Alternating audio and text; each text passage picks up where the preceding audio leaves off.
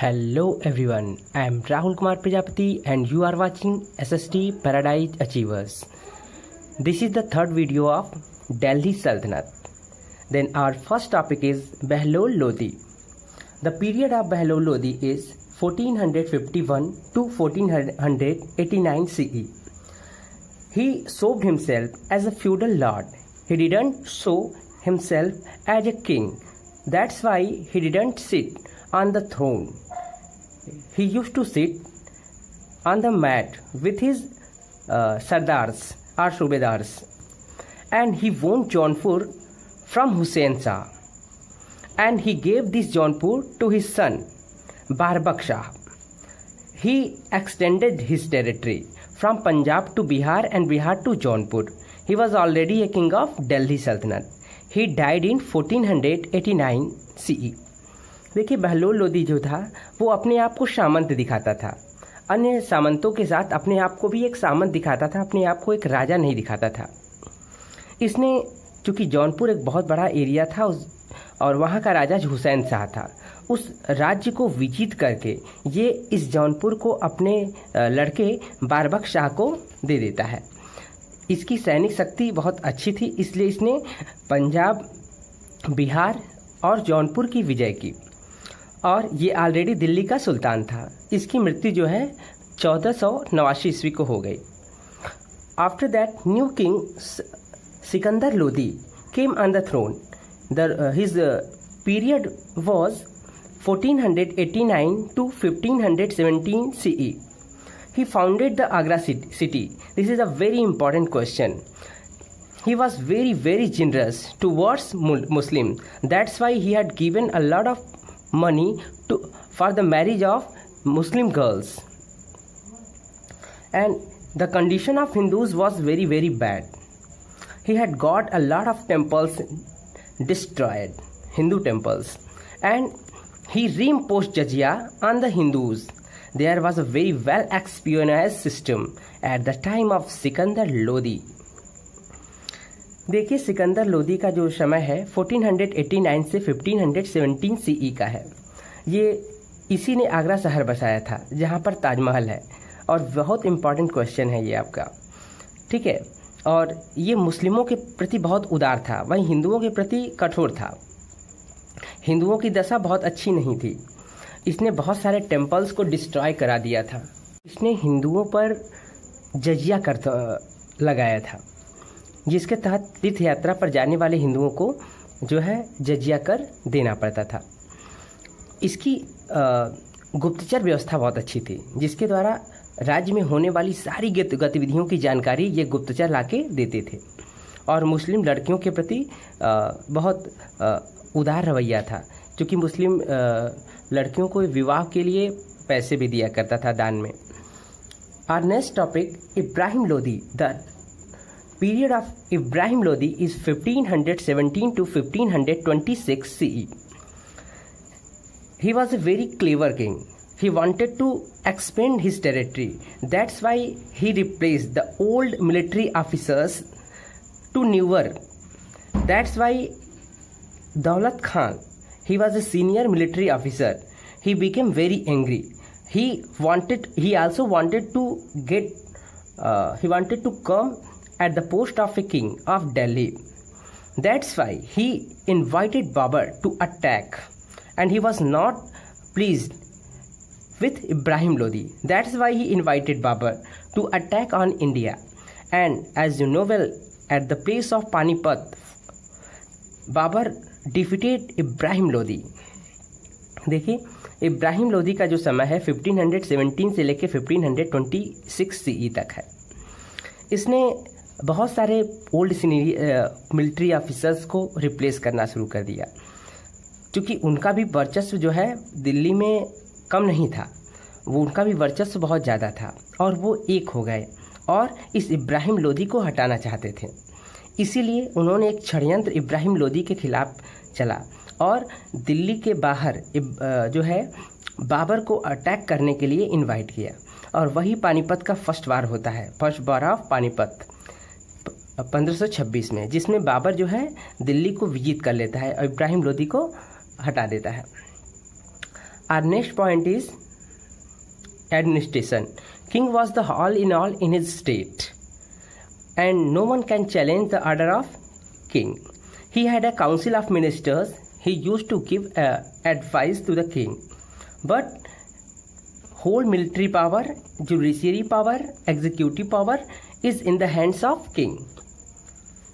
देखिए एडमिनिस्ट्रेशन क्या था, प्रशासन क्या था। राजा राज्य में सर्वे सर्वा था, उसके डिसीजन को कोई चैलेंज नहीं कर सकता था, मगर उसकी सहायता के लिए ढेर सारे मिनिस्टर्स होते थे जो उसको सलाह देते थे, लेकिन राजा उसे मानने के लिए बाध्य नहीं था। वो न्यायिक विभाग का प्रधान था, एग्जीक्यूटिव विभाग का प्रधान था, यानी हर मामले में राजा का निर्णय ही सर्वोपरि था।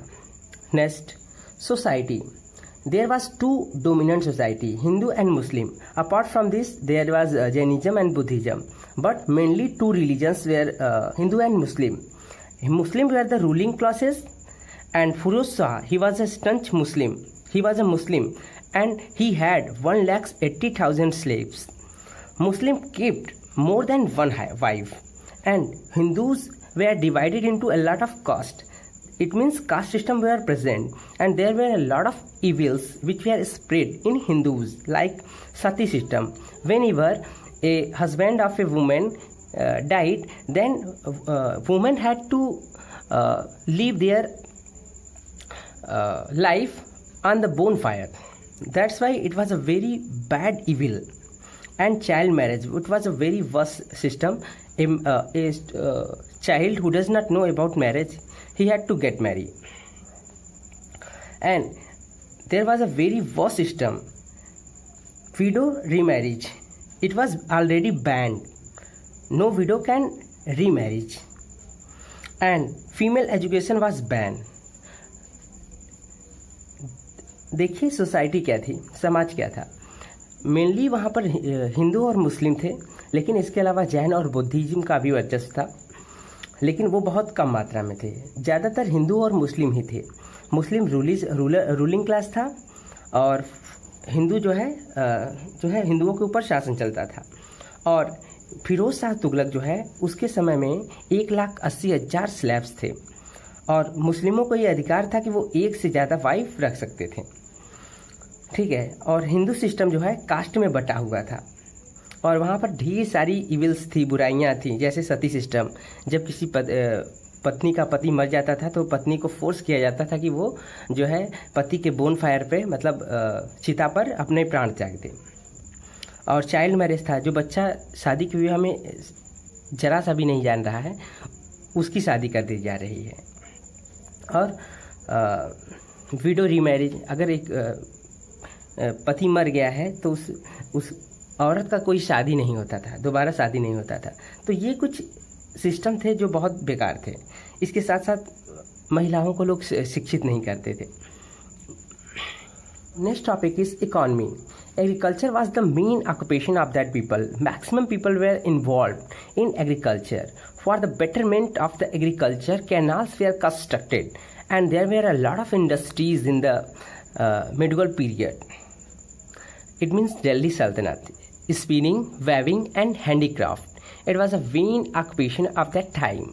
And jewelry making, and there was a separate karkhanas for the sultans, where the things were being manufactured only for the royal families, and there was a lot of items which were being exported from our it means rice, spice, indigo, textile, and sandalwood.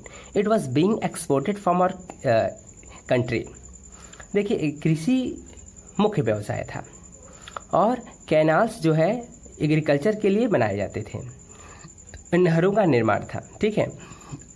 और industries की बात कर लें हम तो spinning, waving और handicraft, हाथ से बनी हुई चीज़ों का बहुत ज़्यादा वर्चस्व था। इसके साथ साथ ज्वेलरी मेकिंग बहुत ज़्यादा था, और अलग से कारखाना राजशाही लोगों के लिए होते थे। हमारे देश से राइस, स्पाइस जो कि केरला में है, और नील की खेती ये बहुत ज़्यादा होती थी, और कपड़े बहुत अच्छे अच्छे बनाए जाते थे, सैंडलवुड था। ये सारी चीज़ें हमारे देश से विदेशों में निर्यात की जाती थी। Our next topic is religion. There were mainly two religion, Hindus and Muslims. And apart from this, Jainism and Buddhism were also present. देखिए, मुस्लिम और हिंदुओं का वर्चस्व था। मुस्लिम जो है रूलिंग क्लास था और हिंदू जो है हिंदुओं के ऊपर शासन चल रहा था। इसके अलावा जैन और बौद्ध धर्म भी थे। Next, language and literature. At that time Khari Boli and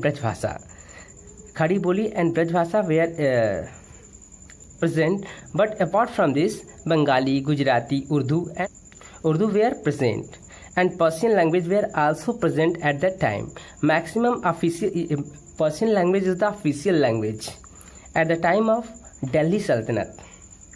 And Ziauddin Barni had written a book, Tariq-e-Firoz Shahi, and Amir Khusro he is one of the best poets of Sultanate. He was also a composer. He was also known as Tuti-e-Hind.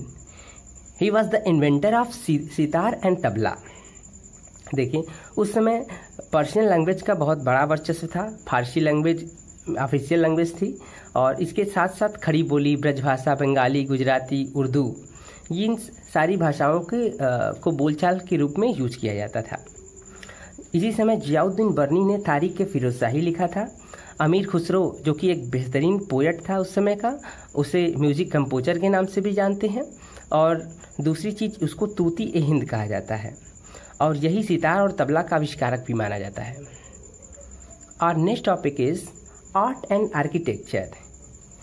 There was a lot of buildings which were prepared at the time of Delhi Sultanat. It means Quwwat ul Islam Mosque and Qutub Minar. In these buildings, there were used Indo-Islamic architecture. Indo-Islamic pattern was used. And Alauddin Khilji had built Alai Darwaza. देखिए, art और architecture की बात की जाए तो कुव्वत उल इस्लाम मस्जिद और कुतुब मीनार का नाम आता ही आता है। और इस समय भारतीय और इस्लामिक दोनों परंपराओं को मिक्स करके इस परंपरा को जो है इन बिल्डिंग्स में यूज किया गया है बनाने में। और अलाउद्दीन खिलजी ने अलाई दरवाज़ा बनाया था। इसी के साथ आपका ये दिल्ली सल्तनत का अंक यहीं पर समाप्त होता है। अगर आपको मेरा ये वीडियो पसंद आता है then please like, share and subscribe. Thank you.